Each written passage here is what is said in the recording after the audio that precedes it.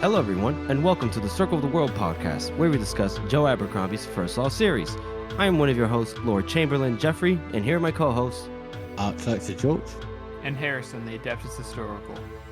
Today, we continue our coverage of Last Argument of Kings, the third book in the original trilogy, and for this episode, we'll be covering honesty and ghosts. So, let's get started. As usual, we got to thank you all for your support. As we mentioned in our last episode, 15,000 total downloads. Thank you so much, guys. Keep up the good fight. Right? Yes. Does anybody want to thank? A good fight, sir. Thank you so much for listening. Thank you so much. We appreciate it. So we'll start off with our first chapter read through, which is honesty. And we start off with our boy Giselle Dan Luther, again from his point of view. He is laying in the bed of Artie West, while Artie is looking out the window, wearing nothing but his military jacket, basically covering what we expect to see out of a late 90s music video, right? Yeah, this is a good little honeymoon phase for Giselle and Artie. Loving it. Yeah. And we get Giselle's sincere appreciation for whoever designed the military jackets, as they are high-waisted, which I take that to mean it's barely covering her tits. So,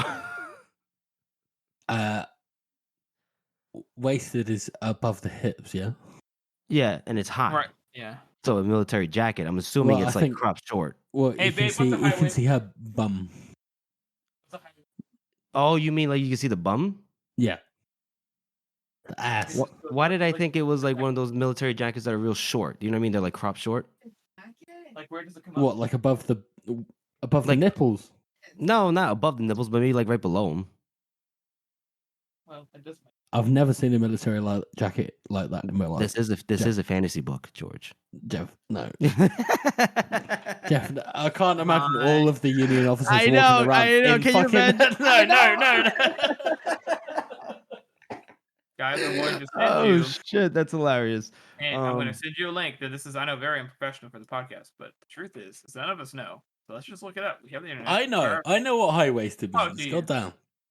Jeffrey, I just looked it up on the internet for you. So just go to the... That's exactly what I thought. Yeah, this kind of looks like what I was talking about. Crop jacket. Yeah, it could fall under the criteria of crop jacket, or it could be a little bit longer, but still high-waisted. I think it's a different style. I think man, all the styles are different. Nah, George, sorry to burst your bubble. We think Joe is he's a pervert. He likes to see men in those little short jackets marching. Not the really short ones. Also, they have something on underneath, you dumbass. I know. Well, not me. Don't yell at me. Yell at George. No, I'm sorry. A military uniform is not going to be a fucking... He got you, George. It's okay, George. It's okay. Hey, look. That's right. I'll edit that out. Hey, look. This is what I'm thinking of. What are you going to edit out, George? Well, nobody can see what we're talking about here. We're looking at this. Yeah, is dude, modern, this is modern fashion. We're not talking about like Harrison. He's losing his mind. What, guys? Listen, guys, high-waisted. The point is, it's sexy, right? It's sexy. That's what we're getting at. Right? Yes. And I love how this goes on. I love the little flirtatious sort of, especially with the audiobook. And Stephen Pacey does such a good job in let's be honest, guys. Sultry... This is one of the hottest scenes in the entire I love series. this bit where he's like, oh my god, yeah, absolutely. He's like, the captain is already at attention. I love the way, for you. For you. Constantly. Constantly. And he's like, and he's the whole thing, and he's like, all right, he's like, because basically the Knight of the Body is like, oh, you've been summoned, and he's like, oh, I don't want to go, maybe I should go, blah blah blah blah blah, and he's like, no, I really should go. He gets up, and it's a Knight's and Herald. she was like, he okay, absolutely promises that. She says, Giselle, promise me one thing, and his heart goes, oh god, what is this? And he's like, I don't know, and she goes, don't let me down. It's like, oh no, I can do that. Yeah. Absolutely. Yeah, no, that's fine. That's a vague idea of something I don't really understand. I can do that. Yeah. And then he Yeah, it's funny that he was worried about what he would ask her. Oh, what she would ask him. I'm sorry, to promise. And it is literally the one thing. It's like the hardest promise to keep. And he's like, could do that easy peasy, no big deal. What was he worried about if he thought it was no big deal? Like, was he thinking, promise that you'll be faithful or something? Like, what was he worried about? I mean, you can even go really hypothetical here. What if she just asked him to marry her? Yep. Well, is that what he's scared of? Could he really do the commitment that he wants to, or is he just pretending? I think. I don't know. I guess we'll find out. I honestly think that he actually would. Well, But we'll find we'll out. talk about that later. We'll talk about that later. Yeah. So obviously they're basically in the middle of coitus, and then the no-name maid once again knocks on the door. She inserts herself into the scene for some reason. Yeah. How rude. And lets them know how rude. And a night herald has apparently come to the house and is looking for Giselle. They're looking all over town for him, and he's like, "Fuck!" So they give the maid an excuse to give to the herald, and Luthor starts getting ready. He has to put on his clothes. He's got to go see what's the whole fuss about. And so he puts on his clothes. He has a boner the size of the Eiffel Tower that he has to kind of tuck in between his legs. I also am like, I love this absolute gorgeous collection of sentences, which is he wedged his prick between his thighs and walked out the door bent over. Which is just so concise. Everybody does that. Every man has had this exact experience. So accurate. And I do it every morning. From what your mates have told us about you, Jeff. Oh God. Okay. There's no tucking that bitch. Shut up. Anyways, and he goes to get up too, and she's like, "Oh, okay, Mo, make sure you come back," and does some maneuvers that are a very attractive. And then Giselle turns around and is like, "Don't you fucking move a muscle." So cringe. And again, but it's just it is cringe. But everybody's been there. We've all been cringy. We've all been cringy. Everybody's when we were cringy in love. Yep, very true. So, he goes and he gets summoned to the Agriant, where he goes in this into this room, this chamber, where it's High Justice Morovia's office. Oh, sorry, my bad. And he's very glad that Baez is not there. Yeah, he's so happy. He's like, "Oh, thank God." He walks in, and it's just 3 old guys, not 4. He's like, "Thank God." And it's just Varuz, Morovia, and Hoff. Yep. And Varuz is over here. He's talking up the rumors supposedly of what Giselle did over in the old empire. Scaling the walls at the siege of Darmium, and he's like, "There was no siege, man. I crossed the bridge. That was it." Only in his head, though, obviously. Yeah. Huh? Only well, he was busy. Though. No, it's because he was going to correct him, but he was busy thinking about Artie. Yeah. True. And then Hoff he's the pervert. He's like, "That's your favorite story? Mine's the one with the Emperor's daughter over there." I was just like, "What the fuck are you talking about, man?" I don't know what to say. I don't know what story. This has all been overblown. It's been exaggerated. Yeah. And he's like, "Anyway, in any case, the closed council has received excellent reports of your conduct abroad." And Giselle's like, "They have?" "Many and various, and all glowing." He's like, okay. And then this was a funny little mental visual, whatever. He could scarcely imagine Pharaoh Malgin gushing about his fine qualities. Oh, that's good. And then as a result of his fine and excellent conduct, he's been promoted to Colonel Luthor. Which is 2 ranks. Luthor. That's and wild, you know what? Right? Just despite the fact that he was talking about giving up his commission and, living a simple life with Artie, he immediately goes, "Ooh, 2 ranks in one go. Nobody else has ever had that honor." Right. Oh, we should hold on. We really glossed over the whole spacey, sexy scene. Did I say spacey? I meant pacey.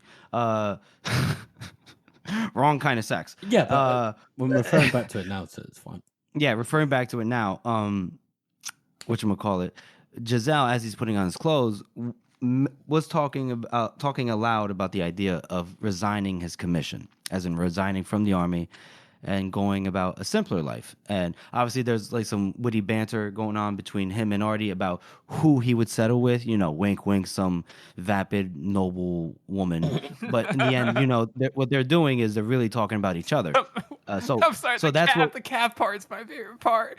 No, what does he say? The what? Whenever she was like, oh, she'd have to be beautiful, right? He's like, no, a calf would be preferable.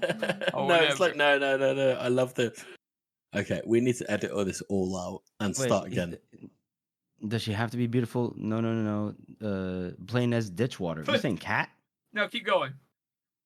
Okay, so it goes, she has to be beautiful, of course. And he goes, oh, no. Beautiful women are oh so demanding. Plain as ditch water, please. And he's like, oh, so she has to be intelligent. Oh, no. Intelligent women are just so... Oh. A wide-eyed calf would do me perfectly. Wide-eyed calf. Oh, wide-eyed and thoughtless she'd cat. follow you around. Yeah. Gotcha. Okay. And you're right. They're absolutely talking about each other. Mm-hmm. They are talking about each other. It's pretty cute. Let's be honest. That part's pretty cute. It is cute. It's nice. And it's like, I personally, as much as a dick as I guess, pretend to be or whatever, I love. And this is really nice to see. It's, it's heartwarming. It's so nice. So cute. And then... And it's nice to see Giselle. You are seeing the manifestations of his supposedly changed personality, right? The character growth that we have witnessed him undergo, and then the culmination of that. This is what we're seeing so far. Yeah. And then, gets to the close, not the close council, but these three old men. And they say, hey, you're a colonel now. He's like, hey, great. So he could have resigned. I mean, he could still resign. He could still resign at any time he wants to. And so he's happy with the promotion though. And then they kind of like move on to new business, and new business revolves around this Tanner fella who's apparently been causing some disruption, upheaval with the peasantry out west. And I love how he's like, I think it's Moravia that says, oh, this guy's ravaging the countryside. And Giselle's just like, oh, I don't know if I like the sound of that word, ravaging. Ravaging really was a very ugly word. Yeah, but that was Varuz, because Moravia comes in right after that sentence right there where you said, oh, yeah. And he goes, it is a most regrettable business. Half of them are honest men, faithful to the king. They're pushed into this through the greed of others. He's a commie. Moravia is a communist. You really don't like and I think Moravia does not I do not like commies. Absolutely Moravia not. does not get enough credit here for being just the good man here. If you can call a communist a good man. Anyway. Jeff, we've talked about this before. Listen, shut up. So, they're talking about this Tanner fella, what he's doing with the peasantry, riling them up. They apparently even like organized together, and they crushed the force under Lord Finster, which sounds a lot like spinster if you ask me, and they killed 3 tax collectors. What's going on over here? And so they made the decision that they have to meet this guy in the field, because the Tanner and his group of men are on their way to Adua to present a list of demands to the king. And they're pissed about this, like, to the king, how dare he? Not with this election and his failing health and 2 wars in progress. This needs to be taken care of. So they're going to have the 2 regiments that are currently in Midderland to go out and, counter this threat. And they did provide a list of concessions, and if they accept it, negotiation and all that jazz, then they can return back to their lives. If not, then they need to be wiped out. So, and they even tell him, capitalism. yeah, gotta look. Well, They're a threat. this is feudalism, my good sir. You watch No, it. yeah, it's feudalism crossed with capitalism. But hang on, no. Actually, are you sure it's actual feudalism this time? I mean, really think about it, Jeff. How deep does this go? I mean, Is this actually? it's No. How many it's people lords, owe it's- money to some Valiant and some Bulk?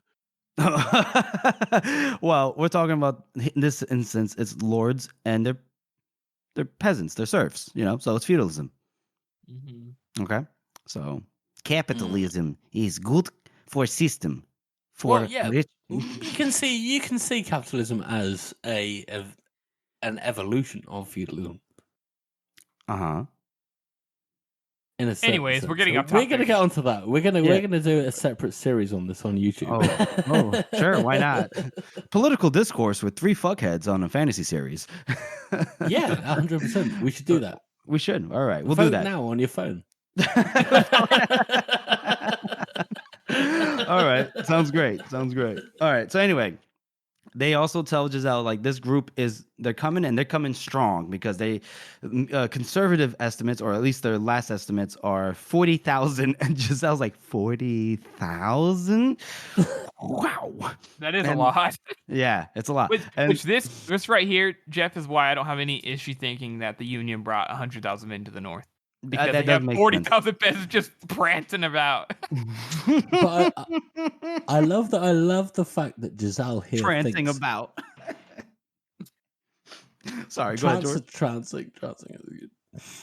But I love how Giselle thinks. I went into this eyes wide open, and he was like, "Yeah, but you could still just say no. Actually, I'd like to resign." Yeah, at He this point, could he still pull out.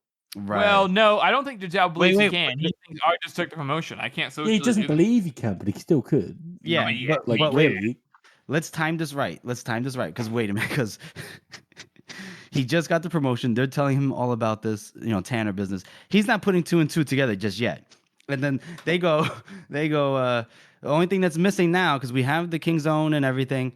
We just need a commander for the expedition. And then it's Giselle, like, yes, we need a dashing young man with a streak of violence in him, and it does all this stuff, and he's just like, oh shit, you mean me, don't you? because once they say we need a commander, he's like to himself, he's like, wow, sucks for that guy, whoever that is. That's a shit job. I really feel terrible. Wait, you mean me? Yeah. And he's trying to like put himself down. He's like, surely there's a better man for the job. Surely. Oh, there's this is somebody else." great. And This is great. who puts his hand down on his shoulder? Fire. The one man he didn't want to see in that room. I love it because Giselle says, he makes the point. He's like, I have no skill in the art of negotiation. I have no understanding of the law. This is not my wheelhouse. And it's like, that's why somebody's going to accompany you. And then all you just hear is Baez go, I told you it'd be sooner than later. And I love this description. Giselle slowly turned his head, a feeling of terrible dismay boiling up from his stomach. And there was the first of the Magi grinning into his face from a distance of no more than a foot. Very much present after all.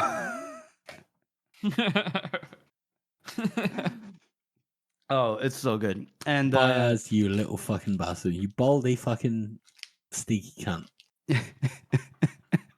Giselle's like, I can't get away from you. I already hate him. Even if I just took this out of context, I already hate him.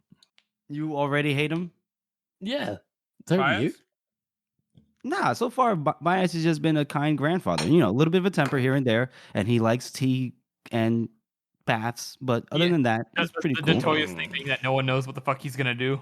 Yeah. No. Up to this point. He's shown his face a couple of times by now.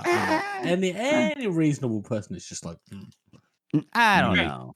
I've spoken to many people on this subject, which is, and I always ask people, what do you think of Baez? At this point, they're like, there's something going on. I still like his character, but I'm not sure what he's up to. He might be doing up to some good, but I wouldn't put it past him to do something bad. That's usually how everybody has their opinion of. Yeah. So up to this point, yeah. okay, I can accept that. I think you've just been blinded by your past rereads.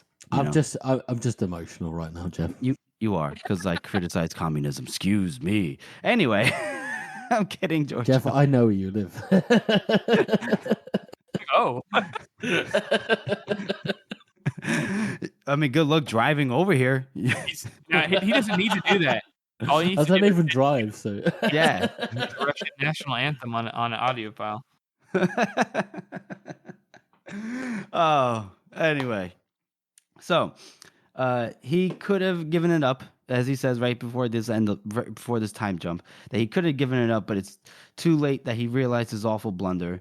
There's no way out. Honestly, I don't agree. He could still just quit. He really could still just quit.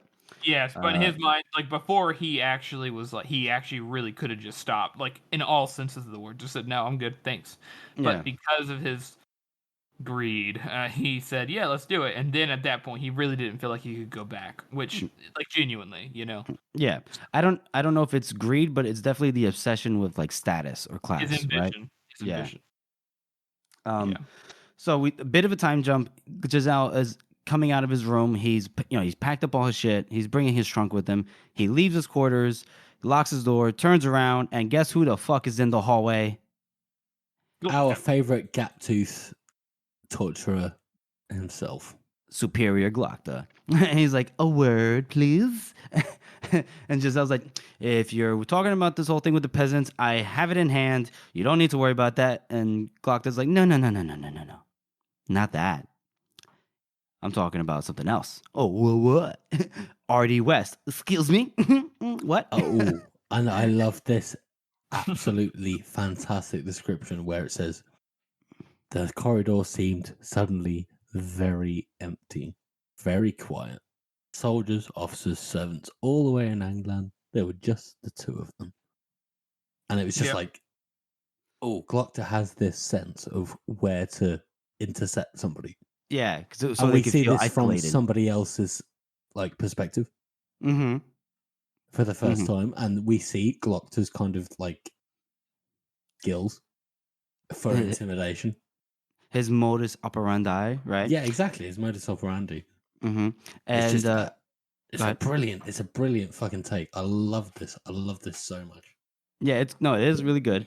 And so he starts off by saying, "Well, do you remember her brother, your friend? Do you remember him? I don't know if he's losing his hair, has a bit of a temper." Giselle's like, he remembered him and his temper well enough. I do really like that note there that, from West's point of view in the first two books here, you're like, you don't realize he has a temper, really. I mean, like a really bad one until like later on in both books. Disagree. No, I disagree. You knew from the first book. Absolutely knew from the first time he has a chapter and he's like, right, no, I've got a pounding headache. I can't deal with these fucking dickheads anymore. Yep. He's got a temper. Oh, I meant with Valamir. It was pretty late in the game in that book, and then you're like, well, maybe it's not too bad. I reckon you can see it. Then he fucking beats Artie, and you're like, oh. Okay, no, but so the first time it's introduced in Giselle's chapter when they're playing cards, everybody else is amiable and they're all having a good time. And West is just sat there like, oh, fuck, I hate this fucking place. No, wait, the first time you meet West, he's actually, he's the one with his chair, like, rocked all the way back, just, like, kind of, like, chilling. It isn't until, remember, and then Giselle's like, oh, why didn't you tell me it's this time? Because with the training, I have to go. Because the first time we meet West is in the first Giselle chapter, which is the card game. That's what I'm saying. That's what he just said. But he's not chilled back. He's just like, yeah, he's not even playing. He's literally he's dejected. He's not dejected. He's chill. Okay, hang on. I read that different. See, I read that different. You read something completely different from me. Right. I'm reading it as just he's like I even think he either has a drink or he has he's smoking a pipe or something. He's chilling, right? He's rocking back on his chair, and then when Giselle realizes he's late for his training session, because I think, if I'm not even mistaken, I think that first chapter is called "Playing with Knives."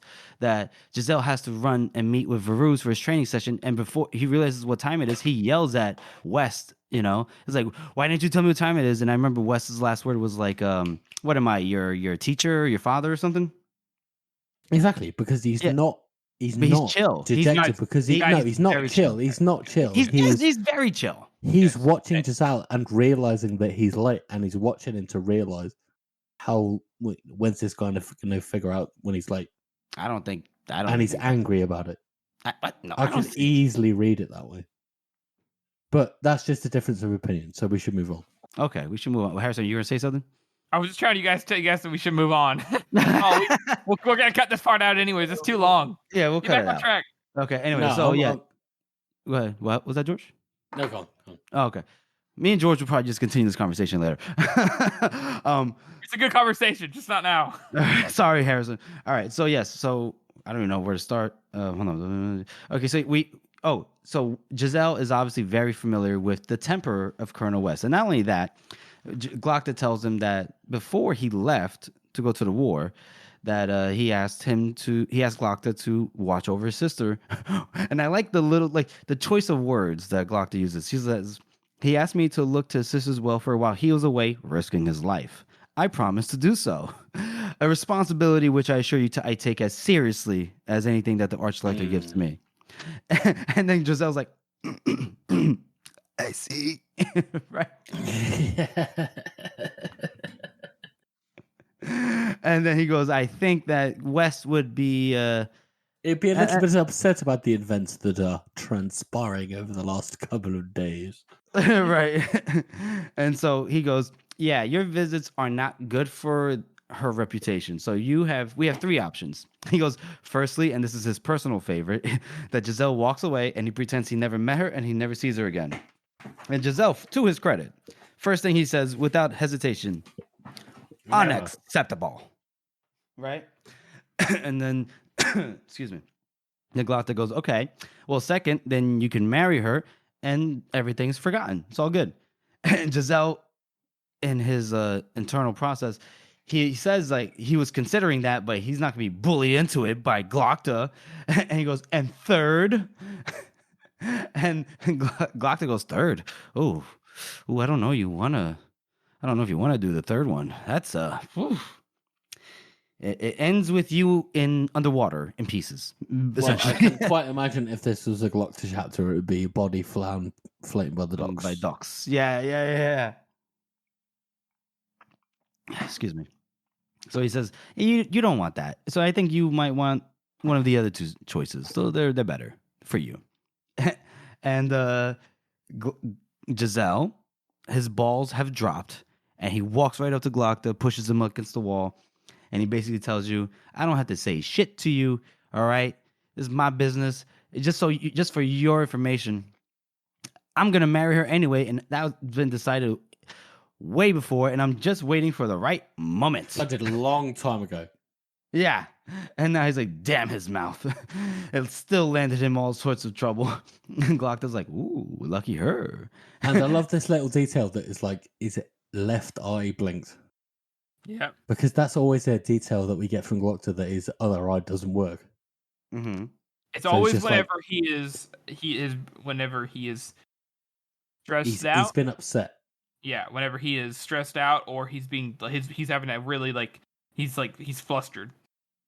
Interesting. So Glockta's going through these whole spasms right now. Okay. He's proper freaking out, and he's just like, yeah, lucky her. Mm-hmm. Okay. And then he does this little thing, which is the I call it the gay deflection.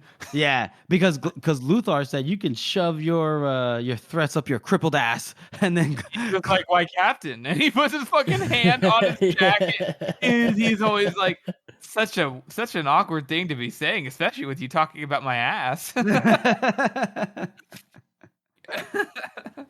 that is actually a really good. It's a really good way to make somebody uncomfortable. Yeah, it is. It really is. Yes. And he says something, I guess, kind of like gets to the like a nice little poking at Giselle, where he says that Baez succeeded where Varus failed. He gave you a spine. Ooh, damn. And then even then, Glockta doesn't just let that. He's like, okay, sure, but I'll keep my razors handy just in case. And he just walks away or limps away. And he's like, I'm so glad we had this talk. And Giselle's like, as am I. But nothing could be further from the truth. So how would you rate this chapter? I'll give this a 7 out of 9. I like this chapter. We're past the introductions, right? The story it's finding its footing now with its characters. We're seeing more interactions, cross interactions, I guess you could say, like with Glocta and Luthar. Bias comes back into the picture after he told Giselle that they're gonna be separated, and nope. Bias is back in his life.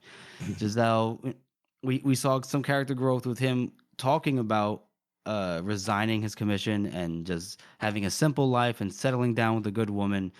He has the opportunity to just walk away from it all, and then they go, "Hey, you got a promotion." He's like, "Well, I'm back in, coach." So, 7 out of 9 for me. Yeah, I'm going to give this one a 7 as well. Because, like you say, Zal's finally happy. He's finally settled down with all the things that he wants, all the things that he's been fantasizing about all the way across the circle of the world.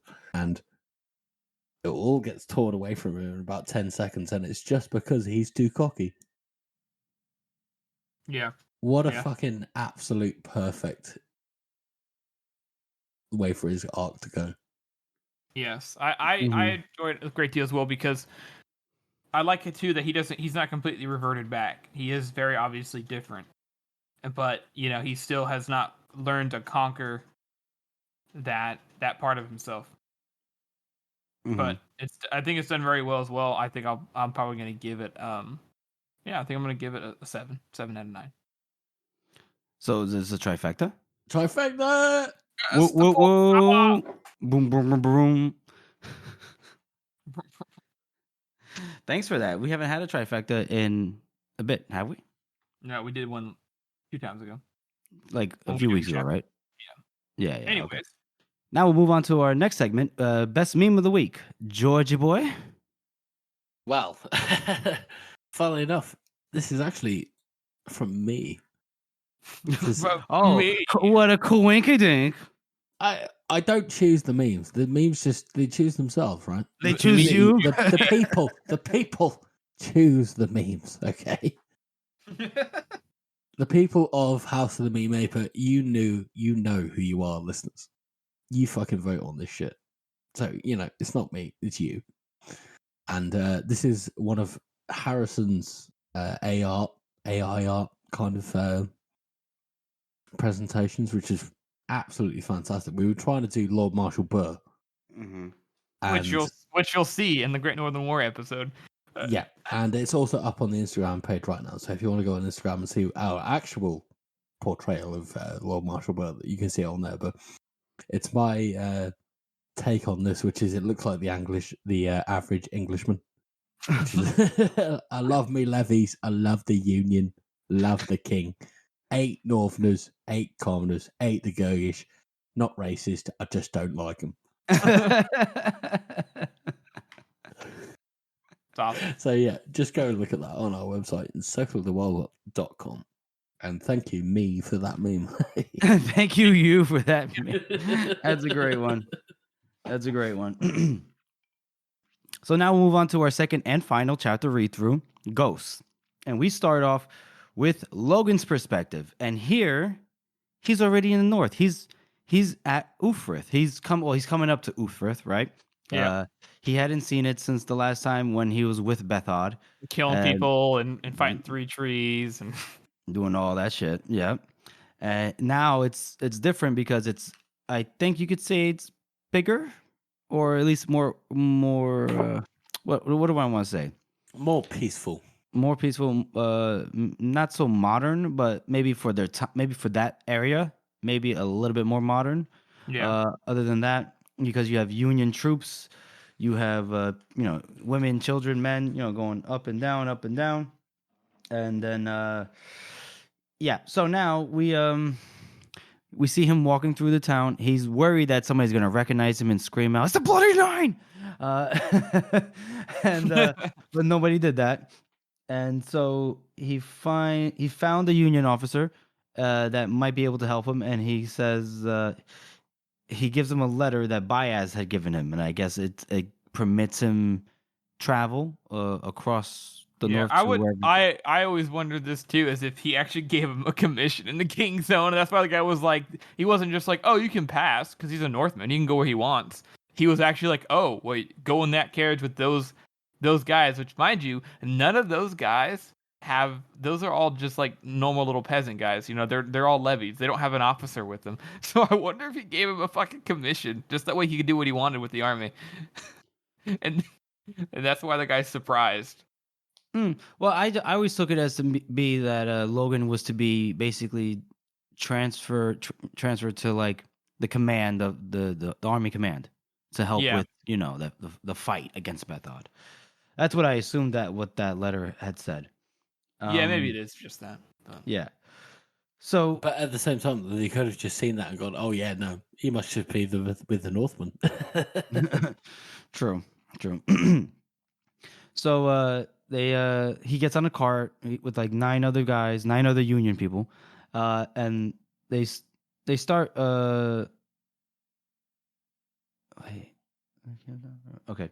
Oh, before they leave, the Union people are like, "Wow, you seen that many scars on a guy before? Wow, look at him. I don't know what he's doing here. He's a big bastard." But he pretends to not understand what they're saying in the common tongue, and then and he's kind of like just like grinning to himself. He's like, "Oh yeah, these idiots don't know what I'm saying." He does. Right. He does like doing that, doesn't he? Right. And then so they get in the car. They go wherever they're going. And then they get to a part where it's dark, and it's time for them to camp out on the road. Food. Somebody makes a pot of stew. Logan, some guy offers him a bowl of soup or stew, and he's doing the thing where he's like miming it. He's like, "Put here," and Logan is like, "Thanks, I know where to put it." And now they're like, oh, "You know how to speak common tongue?" So then they kind of like they're having a nice little time, aren't they? Yeah, a nice little time. You guys want to talk about this little part?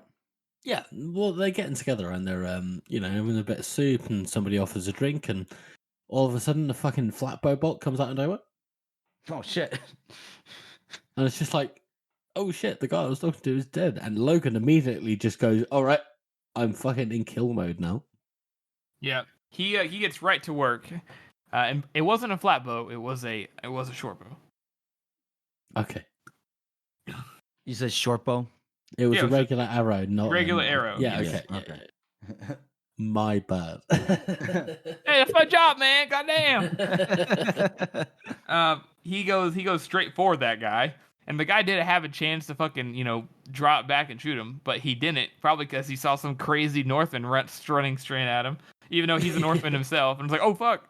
And then he waited too long to even throw it down, and then so Logan got to him and killed him, but made the other guys go sprinting off into the forest.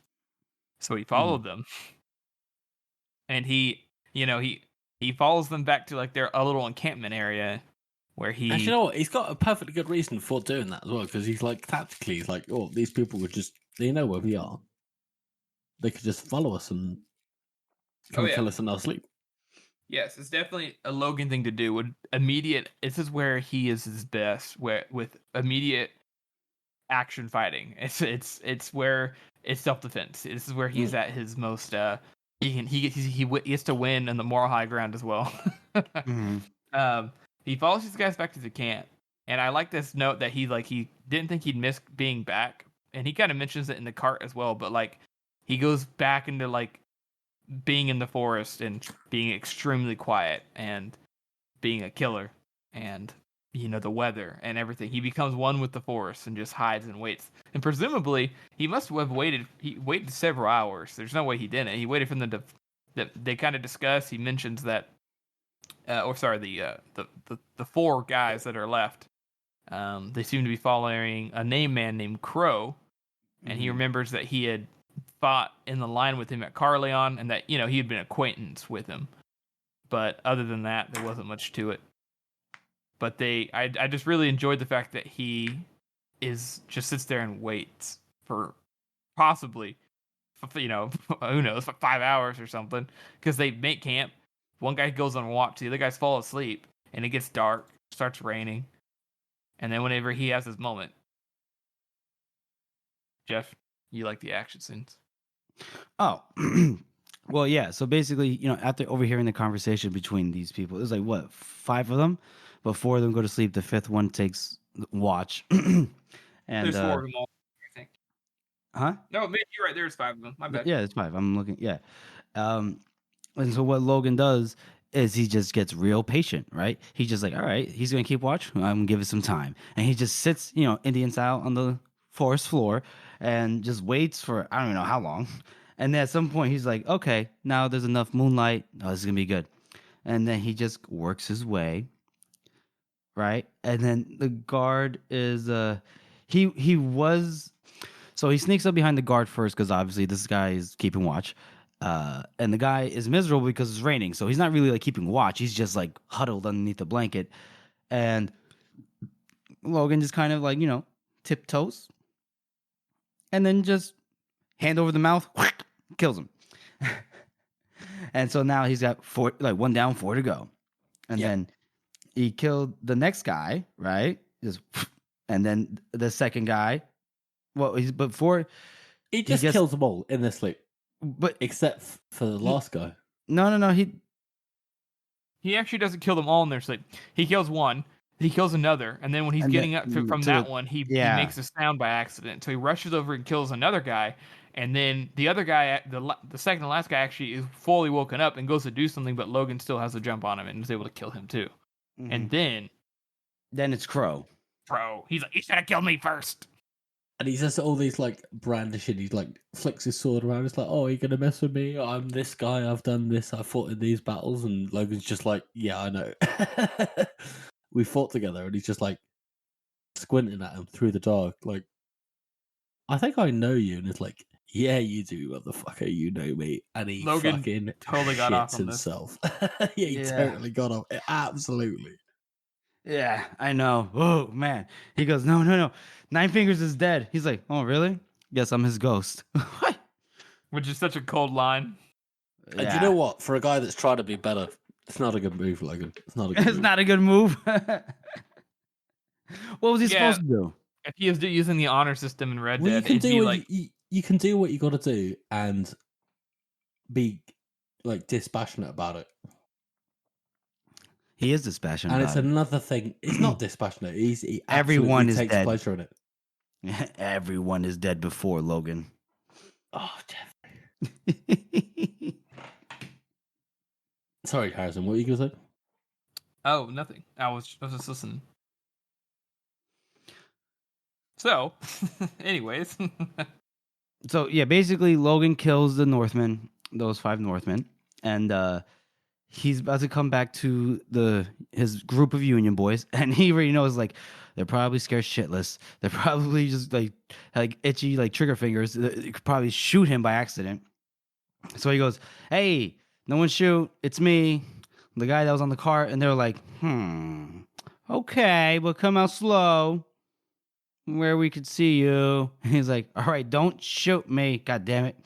It's like, what are you gonna do to prove that you're not the enemy? And he's like, well, I've got a bag of thumbs. Yeah, it's funny too because he casually walks up there and is like like getting stew, like getting the remnants of stew with some bread. He's like, oh man, there's not enough stew in here. Oh, yeah. I figured you guys would ask that. It's a valid question.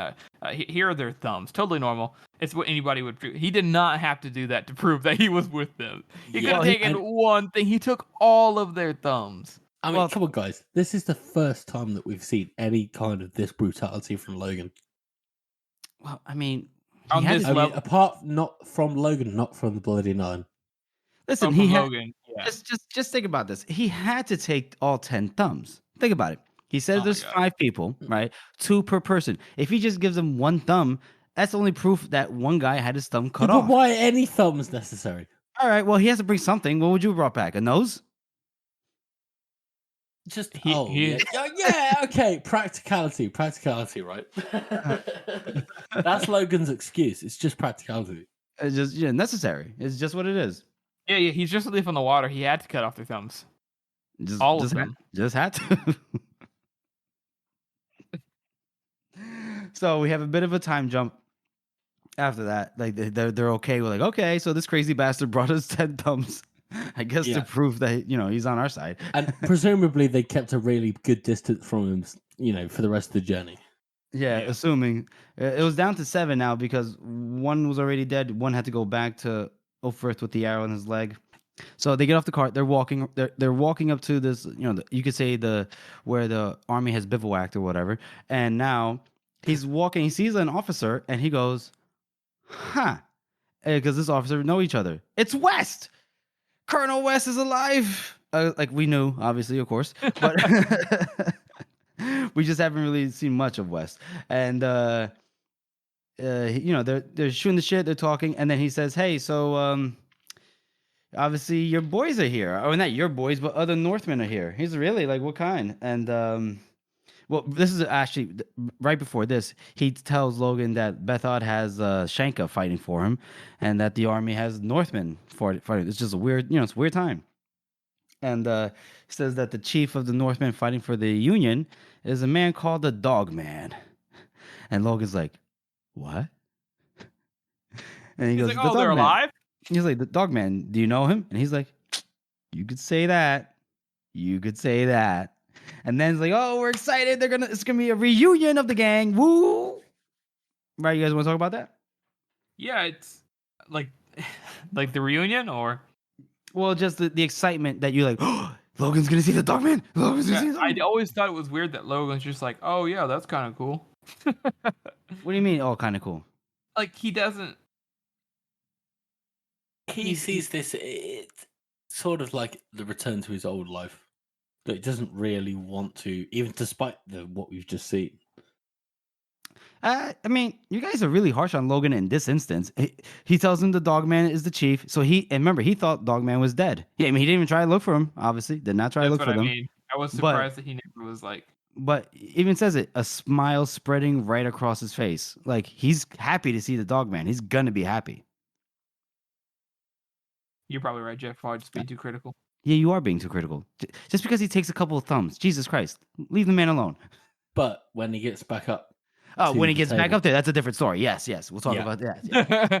George is just preempting. George is just on a tear today. Do it. Good. So, all right. So they're walking. No, not they're walking. Logan's walking up, and he sees that the Northmen, they're gathered around their own fires. They're hanging out, and he sees that there's a guard. And the guard's like, "What do you want?" He's like, "Do you have the Dogman?" "Yep, I need to speak to him." "Huh, really? What do you want?" This other guy comes up, this older guy. He's like, "Get the fuck out of here. Do I know you?" And he's like, No. I've been alone." And the old guy's like, "Really? Because you're really familiar. It's like fuck, it's the Bloody Nine. It's like it's seeing a ghost." Yep. Oh, I love that. Yep. And Logan, like for a long time, no one had knew who Logan was, right? Like during his time in the Old Empire, the Adwa in Union, even coming up north so far, even the Union people, they're like, "I don't know who the fuck you are." So he's kind of hoping, like, will this still hold out? But no. Well, I don't think it's like that. I think it's more like he knows people are going to know who he is. I mean, once he gets.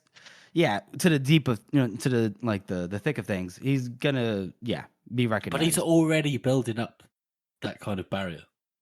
Mm-hmm. Like from the second he meets that guy, he's like he's kind of building up to becoming that guy again. Mm-hmm. You're definitely right that he's definitely preempting it. Yeah, he does this all the time. It's like a defense mechanism. Yeah. And I think we should talk about this paragraph right here that on this page. This is probably important. Whereas maybe Logan had been hoping no one would know him, that they'd all have forgotten, that they have new things to worry them, and he'd be just a man like any other. But now he saw that look on the old boy's face, that shitting himself look, and it was clear enough how it would be, just the way it used to be. And the worst of it was, now that Logan was recognized and he saw that fear and that horror and that respect, he wasn't sure that he didn't like seeing it. Exactly. He earned it. He earned it, hadn't he? Facts are facts. He has earned it. He was the Bloody Nine. He hasn't earned it.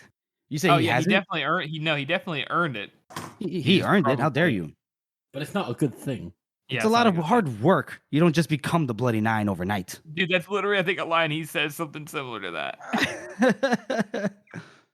And then the kid's like, "You're kidding me. Get the fuck out of here."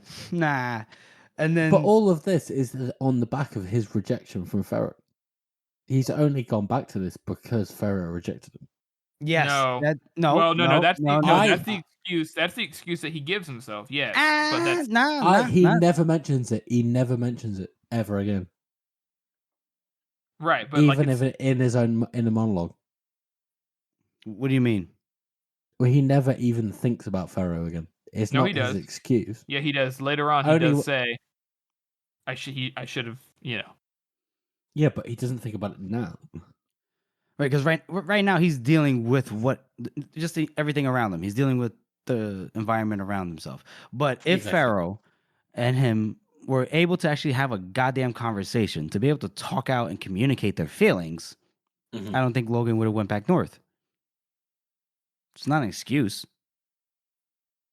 Now, granted, he had nowhere else to go. Exactly. It's just a part of his story. Yeah. And again, wonderful, wonderful storytelling here. And Logan has just devolved back into this alpha, stereotypical alpha male that everybody is sick of at this point. Mm-hmm. yeah. Well, so anyway, Logan is trying to find his chief. Because the kid still thinks that they're playing around. Like, get the fuck out of here. And then Logan, he doesn't even hesitate. He kind of does that thing where he looks through the gap of his middle finger, and the kid's like, It's shit. It's so intimidating. It is. And then Logan, he even said it here. He describes his own voice that it's very flat, dead, and cold as the winter. Where you're just like, where's your chief, boy? And then, so they're going to look. So he goes to look for the dog man, basically. And as he's walking around, there's like you can kind of hear like whispers that people are recognizing he's back, that he is back, and that he can hear the Thunderhead. He can hear Tol Duru, singing and shit or whatever, right? He was the Bloody Nine. Keep talking. No, I was just singing. I was doing the Tall Daru thing. So basically, he comes up onto Dogman and Black Down and Toldo all sitting around the table, and they're all just like, Well, they're not. Oh, my I'm sorry. fucking god. Wait. I'm sorry, George. Because I got a little distracted.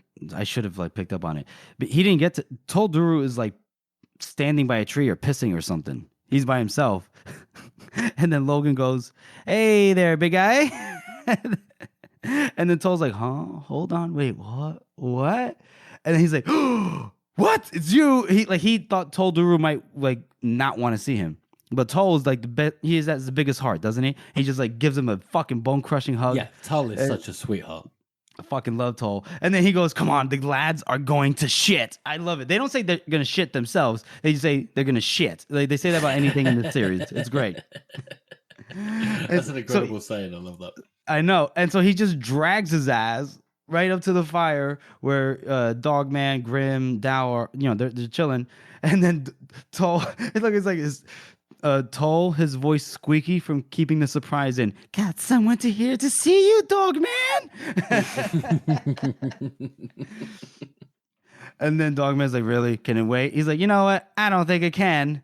Because it's Logan 9 figures." And then he just throws Logan. He just fucking tosses him. And then they're just all confused.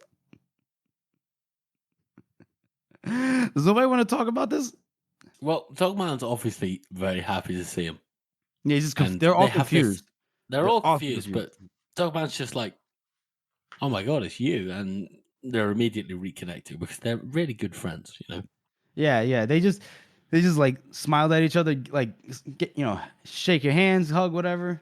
And they're like, Yeah, "Wow, it's like so good." everybody has that friend that you can not see for a year, and then when you see them again, it's just like nothing ever happened. Right? And I love this when he goes, "Grim, good to see you." And Grim just goes, And Logan's like, and hands him a beer. And Logan's like, Grim's a bro. Grim's such a bro. And Logan loves it because he's like, he hoped for nothing else. That's great.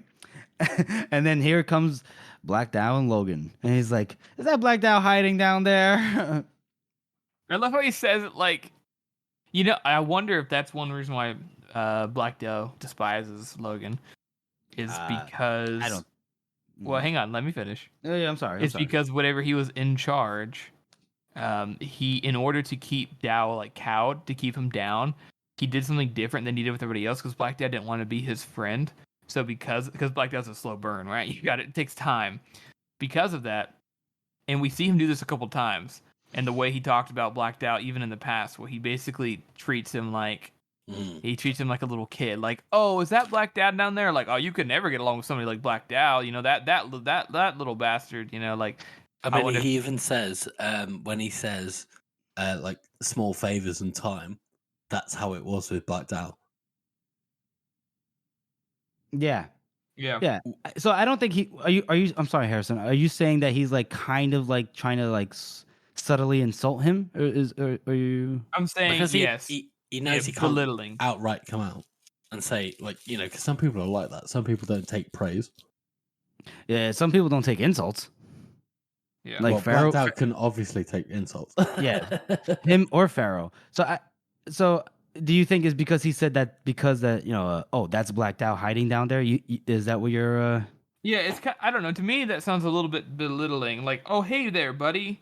And whenever the truth is that like, despite him thinking that he made friends with Black Dow, I mean, it's very clear from Bell's behavior just at this point, especially compared to the others, that they were not friends. Like, right? No, they're not friends. I think they just obviously. Well, Dow obviously was beholden by customs of the North to follow him. We've definitely had Black Dow speak out against Logan in the past. Yeah. Mm-hmm. Especially on his when he goes on his tirades, he's always like, "Oh, fucking Nine Fingers was doing this and leading this way, and this got us into shit." And he's definitely outspoken about it. Mm-hmm. Sorry, Jeff. What you think? No. I think with Dow, I don't think he's trying to insult Dow. I think he needs to be smarter into like how he communicates with Dow. Because you're not going to just insult a man like Black Dow. You're just not going to do it constantly. Even Logan. Well, I don't think Logan gives a fuck. No, he does. He does. He like the thing what George had mentioned when it comes to like Pharaoh. Like you had to like be patient and deal with it. Small things over time. You can't mix small favors and like insults. Okay, well, I guess what I'm trying to mean is like the way that Logan thinks that it could work on Black Dow and like how he thinks it could work on Pharaoh. He also mentions how it just doesn't work on people sometimes. Is he thinks that it works on Black Dow, like by treating him that way because he was his boss or because Black Dow was following the old ways. But Logan wanted to be his friend, so he did that by being overly nice and things like that. But Black Dow never liked that shit because he knows what Logan is. One, number two, to somebody like Black Dow, it sounds belittling. To be clear, I don't mean like Logan saying it like purposely on purpose be insulting, but because of the way it comes across, I have a feeling that's one reason why they don't get along. It's because whereas that kindness works into the people, Black Dow just thinks he's being a lying bastard. Yeah. Well, I think Dow just doesn't trust Logan. Period. Like he's seen the Bloody Nine, like that in general. But like if you look a little bit down, like when they talked about. When Logan's asking them about like going through the mountains and they're all hunted throughout the north and into Angland, and then Logan says squabbling all the way like a bunch of old women, I bet. And then Dogman looks at Dow and he goes, yeah, there's some moaning on the trail. Like I think they all rib each other in a certain way. Now, but I think Dow he'll take it and he'll even probably join in from like Dogman and Toll. But when it comes to Logan, they're good men, right? But with Logan, he's always going to be like guarded. But I don't think on Logan's side, I don't think there's like an intentionality. I see what you're saying. No, that you know makes what I sense. mean? Yeah, Okay. yeah, that makes sense. Yeah, I see what you're saying. Okay, that's all. I mean, so anyway, it's a great. I disagree, but You disagree? I mean, I think Logan always has this sense of like who's below him and who he has to keep in check. That's true. He does do that. Because we see that with Shivers in a sec, which is what we're just going to get onto. He sees Shivers and he makes eye contact with him, and he says to Dogman, like, "Who's that guy staring at me?" Mm-hmm. It's like, "Oh, it's Rattleneck's son." It's like, And he's like, no, not that one. Yeah, well, which is hold on. obvious. Well, yeah, all right, but hold on. Let's get to it. Let's get to it in time. Hold on. So they get a nice. There's a nice little reunion. Logan asks about Three Trees, right? And Three Trees, they tell him the story that he died leading a charge. Back to the mud. Yeah, and then fighting the Feared, and they just kind of gloss over the Feared, and then they talk about Forley, and then they say dead. Dow's the one that says that he's like dead. Calder had him killed just for the fucking sport of it. And he'd always been a great one for spitting, had Dow. And then so they're here. They're gone together. Apparently, a year has gone by, right? I mean, that would make sense from. Yeah, it looks like it's so a year gone by. A year from the beginning of the blade itself to now has been a year. Yes, right, because I think the blade itself took what 6 months. Before the hang. Yeah, and then above the hang. Yeah. Yeah. Okay. So nice. He then they asked about like what each other has been through, and he kind of like glossed over the whole quest thing, and then it's like, it doesn't really care. It doesn't matter. Whatever. So they kind of gloss over it, and then Dogman's, well, now that you're back, I guess you're expecting your role back, your place. And he's like, excuse me, what? He's like, you want to be chief again. He's like, yeah, right. He's like, fuck that shit. Yeah, He'd much rather Dogman be in charge. Yeah. And Dogman's almost trying to force it on him. He's like, but you know more Dogman about leading men. does not want to be there. No. Does not want to be in that place. Yeah, but Logan's like, nope, me being in charge doesn't really work out too well, right? So how about I did my time, I would just rather follow you. And then he's like, it's not easy being chief, is it? And Dogman's like, no. Oh man, that's great. So yeah, and this is the part where we talked about George, where they sit around the fire and they're chilling, but he's noticing that he's still getting some kind of like sharp looks, like some looks from people, especially one who is a big lad with long hair. He's like, who's that? And he just asks this to Dogman. He's like, oh, that's Shivers. He's he's a good man, this and that. And he's like, yeah, he's also Rattleneck's son. And then Logan's like, what? Excuse me, who? What? I thought I did all this. No, there's no way. No, the other kid. Oh, wow. So immediately there's a big set of tension there. Yeah, and Logan immediately is like, I should say something to him, because if we're gonna fight, I gotta say something. And then Dogman's like, maybe we just leave it alone. Maybe talk to him in the morning. I don't know. Everything sounds nicer in the sunlight. And that's a wonderful phrase from Dogman there. Right? Yeah. That's a bit of diplomacy. Just it is. Everybody sleep off the drink and just wake up in the morning and have a good sober chat. Mm-hmm. Okay, yeah. So Harrison has decided to take a little break, and he's had to do some family stuff right now. And that's fine. So me and Jeff are just going to finish this bit off. Yay! So Logan decides that he's just going to go ahead and talk to Shivers. So he goes up and he walks he goes and he sits next to Shivers, and Shivers just goes, so you're the Bloody Nine? And it's like, He's like, so this is what you look like. Yep. And so Logan doesn't really know what to say. He's like, yeah, so back then those are difficult times, really, they were tough times. Shivers is like, harder than now? He's like, maybe not, but and times are always hard, I reckon, though. He does come to kind of conciliate with him, doesn't he? Well, a little bit, but he goes, times are always hard, I reckon. That ain't an excuse for doing a runny shit. I was like, whoa, boy. And that's a fantastic phrase, doing a runny shit. It is. It absolutely is. And so Logan doesn't really know what does come back and he says, I'm not proud of it. Mm-hmm. Yeah, Logan doesn't know what. Interesting. Are you cutting out, or am I cutting? Like, is your internet good? Am I cutting out? Because we're talking over each other. Hold on. Can you hear me now? Yeah. Can you hear me now? Yeah. Okay. Go ahead. Continue. Finish what you're saying.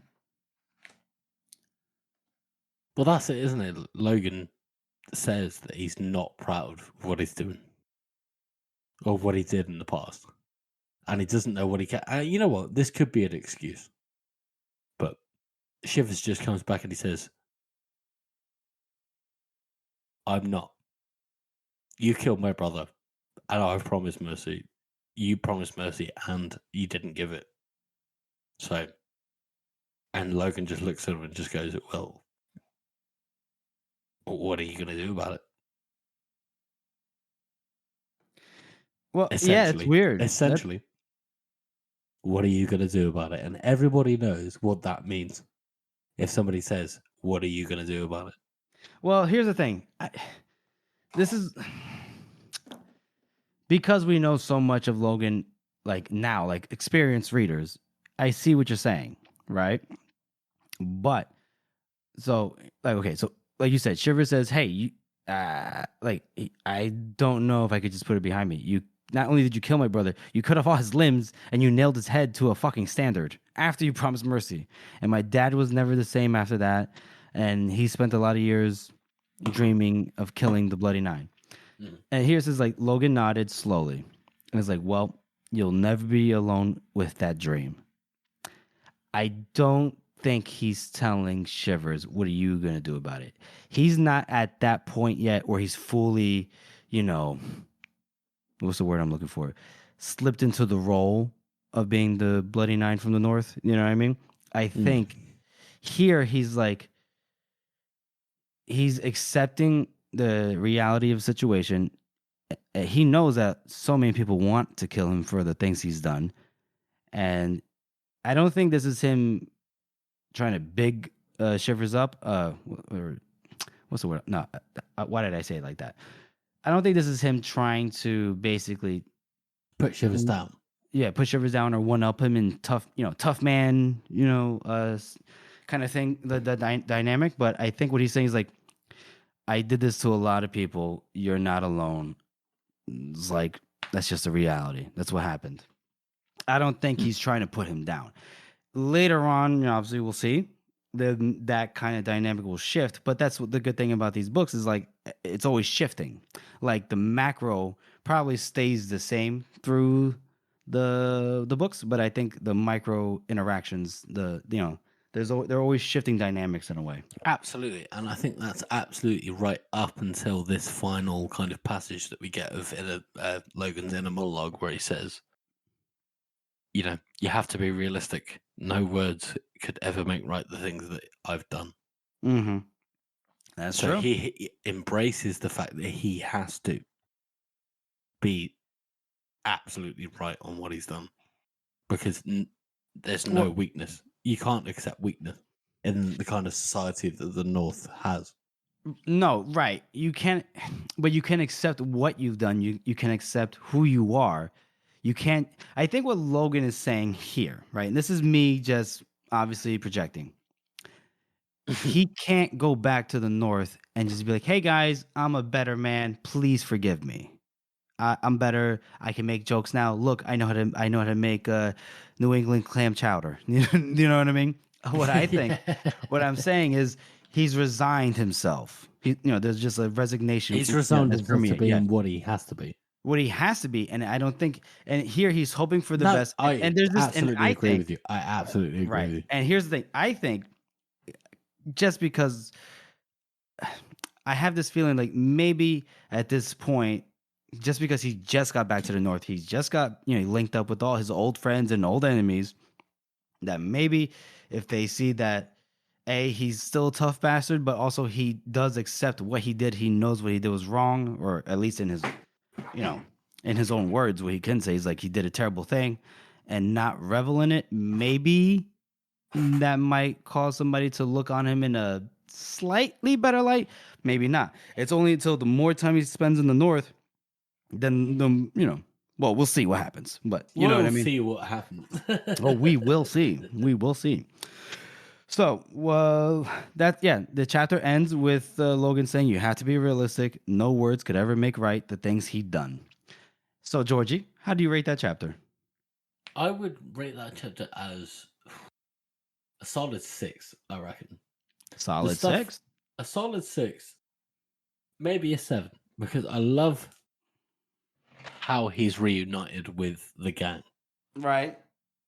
But the whole, I really don't enjoy listening to or reading the bit where he just murders 7 guys in the night. You It's don't like it? upsetting. It's upsetting. Really? Poor Why? Logan. Because he doesn't want to do it, does he? Really? What the 5 guys, the 6 guys that he killed and took 10 thumbs? Yeah. Well, he had to do it, man. Yeah, but But what? it's upsetting. It's upsetting. It's upsetting. So, yeah, 5. 5. Yeah, it's gone down. All right. George is going through some personal issues, so that's affecting Just so we his- know, listeners, we are quite drunk when we're recording this, so it's fine. If any of you actually get this far in the fucking recording, send us a message. Yeah, why not? Please do. All right. Well, I'm gonna give this a 6 and a knuckle out of 9 fingers. How you like them apples? How do you like them apples? Yeah, you like them apples. I like it. It's a long chapter. It's good. We get some classic Logan violence. We get the reunion. It's like the boys are back in town. The boys are back in town. And it's just. I mean, it's a good chapter. A lot doesn't necessarily happen, which is okay. This explains the score, but I really enjoyed it. So, yeah. And I think it's the way the way Joe writes these books. It's building to something, and you can really tell that it's building to something. Oh, yeah. At this point. Oh yeah. You have the threats between Glockta and Giselle earlier. You have the reunion of the Northern Gang. Just it's gonna Last be fun. Argument of Kings so far it's incredible. Mm-hmm. Oh yeah. So hold on to your butts. All right, so now we'll move on to our next segment, which is our character spot. George, take it away. Who are we gonna spotlight this episode? we're doing RD's maid. Artie's mate. RD's maid who answers the door and has about 4 lines in total because this is the only small character that turns up in these chapters. And that isn't to say that she isn't, this is a kind of little look into the way that common people are treated. Peasants. Well, you can say peasants. They're actually slightly higher than peasants. Right, because They're servants to some kind of higher family, some kind of noble Mhm. family, or in this case, a common family that's been adopted by a noble family. Right. Or a noble society in general. Mm-hmm. And we even get this. They've got gossip. They gossip amongst themselves. We did get that from earlier in the previous week. I think it was when the maid was familiar with Captain Luthor from Exactly. So they've obviously got some kind of rich cultural life going on here. Mm-hmm. Because they've probably got nothing better to do between emptying bedpans and Right. I just changing wonder, sheets and shit. is a maid's job 24/7 or are there shifts? They lived in. They're lived in. They live in the attic. Well, wow. But is it just one maid? That's what I'm asking. What I'm asking is because I know when you have in those times, even in actual imagining history. what RD can afford or what Glockta can arrange, probably just one. But for a reasonable household with 6 or 7 people in it, probably about 2 maids, a cook, and a valet or a butler. Really? So 4 servants for 6 or 7 people. Okay. And that's average in the Victorian household. If you're going much higher, you're going for nearly double servants for the amount of family. Artie's a broke bitch then. Can only afford one. No, I'm kidding. Yeah. Kidding. I mean, you're right. I'm right. Thanks. It's only because Glockta can threaten to have people tortured. That's true. And I wonder, will this no-name maid show up again later on in the books? I wonder. Will she have any kind of impact, later on? I don't know. We'll see. Maybe. Tune in to find out. You could always there's always some random no-face person that could probably be this person. Yeah. This could be Mother mostly. Mother Mosley. It could be Mother Mosley. She won't be bullied. I'm done with you. It could be. You never know. Never know. Okay. Alrighty. Join us She next could be week as we 18 years cover old in this bad book, debts and and then- a yeah. ragged multitude. Uh-huh. That's our show, everyone. We want to thank you all for listening and supporting this podcast. As you all know, this is a passion project for the three of us, and your support really does mean a lot to us. And make sure you check out all of our social media stuff. We're on YouTube. Make sure you check out all of our videos, especially Harrison's little intro tip video on the war in the north. And make sure you check out our video with all of our faces on it. And we are active on Instagram, and we have a website, circleoftheworld.com. And if you haven't already, please subscribe to our podcast on Apple Podcasts, Spotify, Google Podcasts, or any podcast app that you use. And please make sure to rate and review this podcast as it helps to spread our reach. Thank you all again for listening. The lads are going to shit.